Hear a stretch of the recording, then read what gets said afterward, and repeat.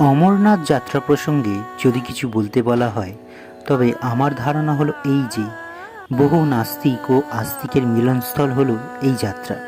কেউ চলেছেন ঈশ্বরের সন্ধানে, আবার কেউ চলেছেন প্রকৃতির সন্ধানে। কেউ প্রকৃতির রূপ, রস ও মাধুর্যকে পাথেয় করেছেন, কেউ করেছেন ঈশ্বরের নামকে।